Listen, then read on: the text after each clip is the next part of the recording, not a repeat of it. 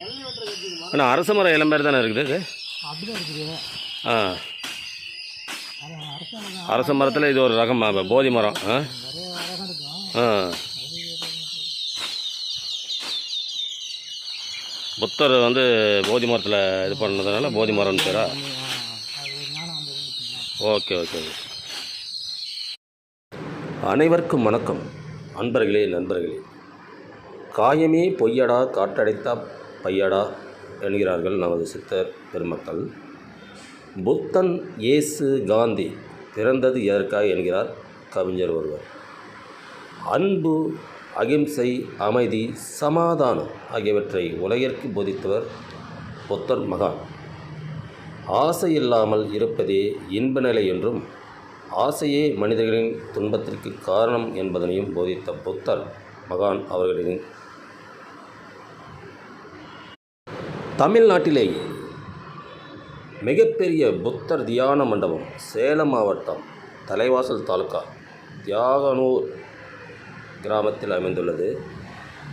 அதை பற்றி தான் இந்த காணொளி. தொடர்ந்து காணுங்கள். வாங்க காணொளிகள் போகலாம். நண்பர்களே, வெங்காயத்தை உரித்தால் ஒன்றுமே இல்லை. உரிக்க வெங்காய தோல் மாதிரி தான் உரித்து கொண்டே இருக்கும். அதுபோல தான் மனிதர்களின் வாழ்க்கை முறை. மண்ணாசை, பெண்ணாசை, பொன்னாசை எவர் ஒருவர் துறக்கிறாரோ அவர் இந்த பூ உலகத்தில் நிலையான வாழ்வியலை பதித்துவிட்டு செல்கிறார் என்பது நாம் ஒவ்வொரு முறையும் புத்தகங்கள் வாயிலாகவும் நாளேடுகள் வாயிலாகவும் உணர்கிறோம். அது நேரடியாகவும் காண்கிறோம். அதுபோலத்தான் இந்த புத்தன் மகான் அமைதியான இடத்தில் இந்த புத்தர் ஆசிரமம், அதாவது தியான மண்டபம் அமைந்துள்ளது. இன்று புத்த பூர்ணிமா என்று சொல்கிறார்கள். இந்த புத்த பூர்ணிமா நாளில் அனைத்து மக்களும் தியானத்திற்காக வருவதாக சொல்லப்படுகிறது.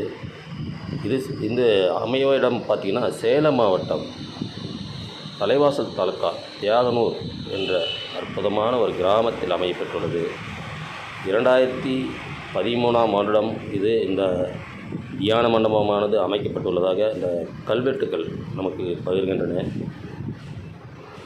தாங்களும் தங்கள் குடும்பத்தாரும் இதுபோன்ற ஒரு அமைவிடத்திற்கு வந்து புத்தரின் ஆசீர்வாதத்தை பெற்று நீடுழி வாழ, ஆசையை துறந்து அன்பை பெற்று நீடுழி வாழ